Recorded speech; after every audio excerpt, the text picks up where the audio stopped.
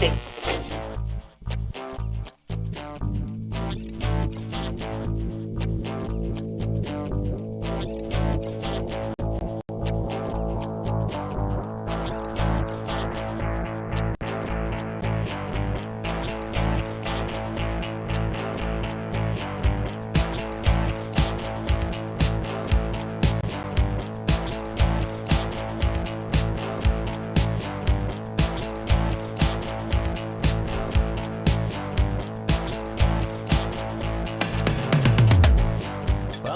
Thursday, Bishop on air with you each and every weekday morning. Like, subscribe, hit that notification bell. We'll be talking about what happened at the Illinois legislature yesterday and what's coming up today.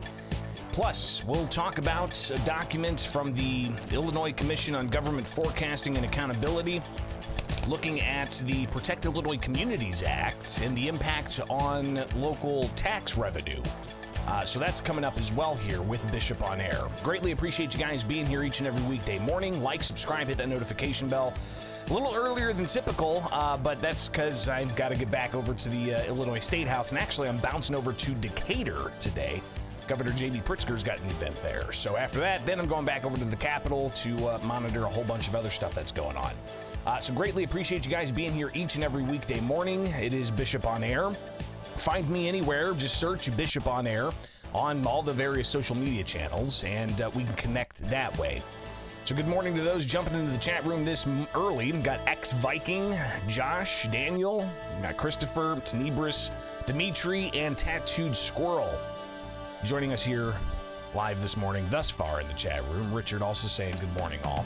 But don't forget, you can go to the bishoponair.com website and click that Discord link and join that, because we'll open things up for you to chime in tomorrow. So get to learn how Discord works. We have a staging area there, and once I open that up, then you can jump in and raise your...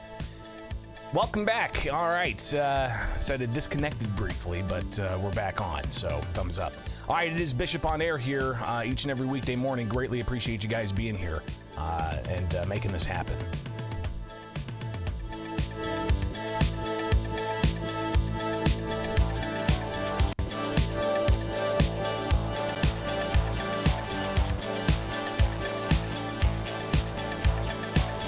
The Illinois Commission on Government Forecasting and Accountability being asked to review the tax implications of Illinois' gun and magazine ban, the Protect Illinois Communities Act, and I've got a copy of that analysis here. He's on the Commission on Government Forecasting and Accountability, where he reviewed this document and gave us his take. So welcome back. It is Bishop on Air each and every weekday morning. Like, subscribe, and hit that notification bell, and we can make it happen, all right?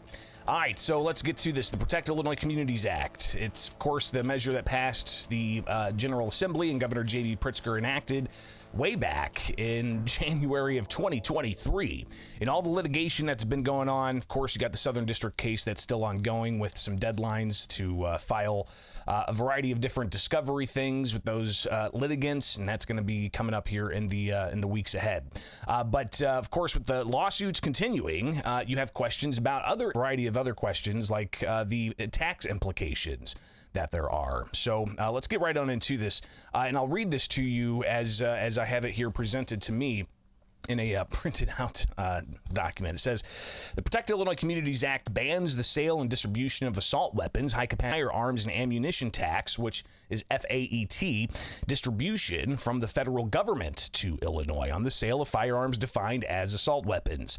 While these remain questions on which precise weapons will be banned under this act, for this analysis, the commission's focusing on the reduced revenues related to rifles, which are assumed to be in the category of firearms most affected by this legislation. Interesting. Due to the lack of data, the commission said, and potential changes in the marketplace, the commission's unable to provide a precise estimate of the fiscal impact of this legislation. However, the commission can offer some insight into the magnitude of the amount of tax revenue involved here. So based on the data, the Commission on Government Forecasting and Accountability said they looked at the Alcohol and Tobacco Tax and Trade Bureau and federal government, and they receive approximately $200 million to $379 million in federal firearms and ammunition tax revenue over the past 5 years from other firearms, Kogfa says, which would include rifles and shotguns. This equates to approximately $2 billion to $3.8 billion in total U.S. sales. Assuming Illinois makes a similar portion of these sales as it does to the country's population as a whole, Kogfa says Illinois would see sales of approximately $77 million to $145 million per year, applying the state's 5% portion of $1 million per year in sales taxes. The local portion of that sales tax amounts to approximately $1 million to $2 million per year. Combined, the tax reduction would equal around $5 to $9 million per year. The changes from the new gun law would likely reduce this amount by an unknown percentage, as it's unknown how many of the purchases in this category would no longer be allowed under Protect Illinois Communities Act. It also goes into, according to the U.S. Fish and Wildlife Service, Illinois was appropriated approximately $23.8 million in wildlife restoration funds in fiscal year 23, which is funded by revenue from the federal ammunition and firearms tax. In recent years, other firearms have contributed about 30% of that tax based on the data. The changes from the new gun law would likely reduce this amount by an unknown percentage, as it is, again, not precisely known how many of the purchase in this category would no longer be allowed under PICA.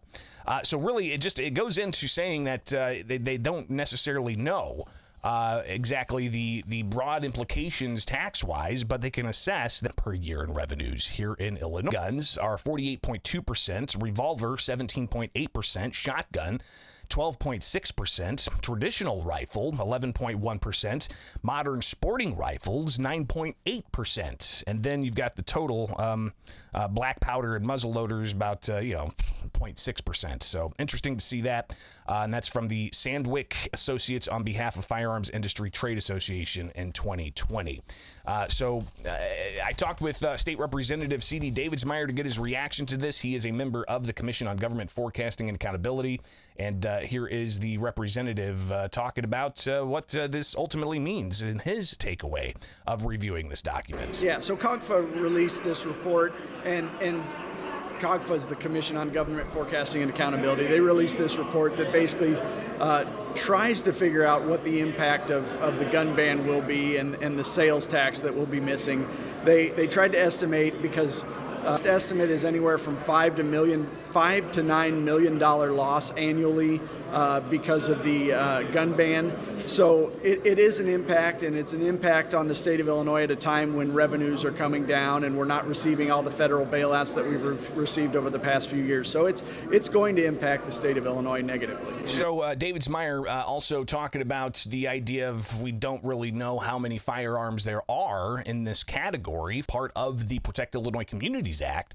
They still haven't updated those numbers, but even if you look at the total number of FOID cards, which are about 2.4 million, they have not updated this number for months, but you've got about 1.4 some odd percent.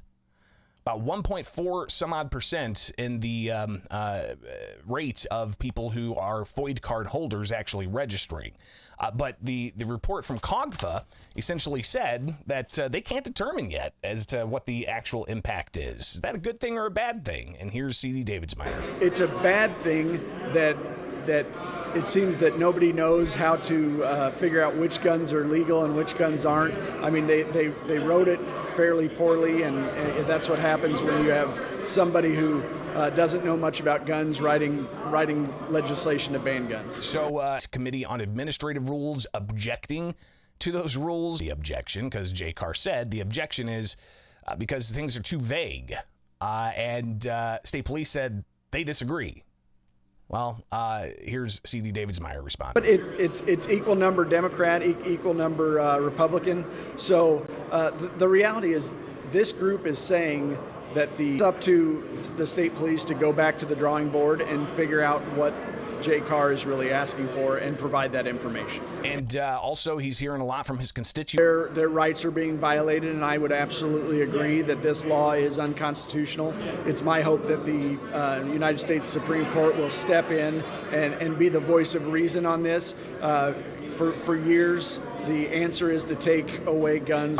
So we need to go back to the drawing board and find a real solution to gun crime. And do want to recognize people saying there's bad dropouts. I am seeing my encoder dropping quite a bit, actually. So it's good that we record these locally so that you can watch this later when I do upload it right after the program. So hopefully you guys are able to either just come back and check that video out or muscle through the regular dropouts here. Oh, God. But, you heard Representative Davidsmeyer, gun control, talking about how they want to stop gun violence, right? They want to stop, people from committing violent acts with firearms, and they think that getting rid of the guns is the way to do that. But C.D. Davidsmeyer has a different take on how to address violence. Certainly it'll be all around. I mean, I was raised from a very young age with a healthy respect for firearms because I was raised around them. Safety first. I would never point a gun at somebody. You carry it with the muzzle up, muzzle down. Never in a direction of any other individual. People understand the real impact that firearms can have on someone's life. So when this measure passed, it barely passed the Illinois House. And there were some Democrats in the Illinois Senate that voted against it. 3 in particular come to mind. State Senator Doris Turner, when I asked her about it, she didn't necessarily want to address that question. I asked Senator Dave Kaler about it, and he said that he had some reservations about supporting the measure. And I also yesterday finally was able to get in front of State Senator Patrick Joyce, a Democrat from, I believe, the Kankakee area, and he spelled out why he did not support this. Again, a Democrat in the state Senate that didn't support the Protect Illinois Communities Act. I think that it's a federal issue, and I come from an area in the district that a lot of hunting. I was raised in that type of atmosphere. I think that 2 things. Number one, you have to, the gun itself, and then the people who carry those guns, those that are habitual, offenders. Those are some of the issues, and I had a lot of constituents call me on the issue. So Patrick Joyce not supporting it back in January of 2023, but again, here we are in March of 2024. And the saga continues. Appreciate you guys being here each and every weekday morning and muscling through, especially those in the live chat with all the dropouts. But again, we record the segments locally and upload them, so the live show is going to be a little weird for those that are catching the podcast. If you want to catch the segments, go to Bishop on Air. Been Bishop on Air. I'm Greg Bishop. Thanks for hanging out each and every weekday morning.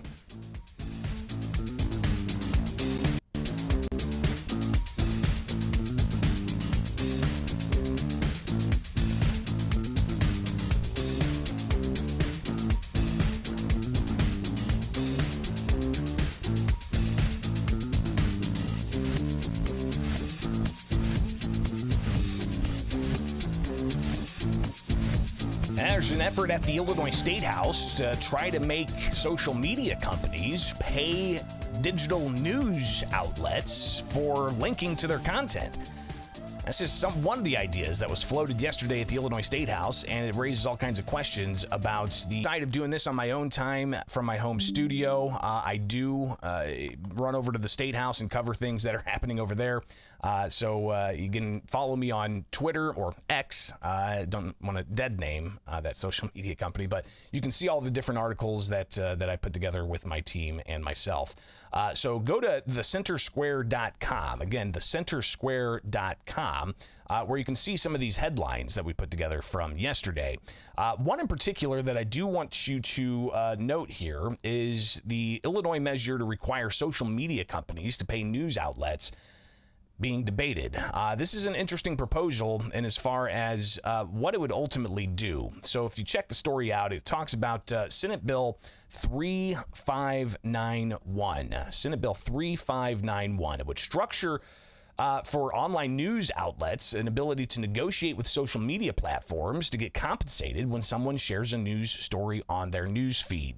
So they had a Senate committee hearing yesterday about this, and they had a whole host of proponents who were, one was the publisher from the Hillsborough, Illinois newspaper, Another one was from News Media Alliance, which is a whole bunch of large publications.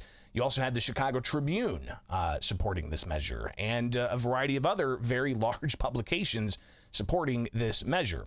And the idea was spawned from the Illinois Local Journalism Task Force. This was a group of various stakeholders across the states with and the number of newspapers across the states are diminishing considerably, they say, for subscribing to your local newspaper, or advertisers getting tax breaks for advertising with local newspapers, or requiring that the states use local newspapers to print all kinds of states' announcements and such.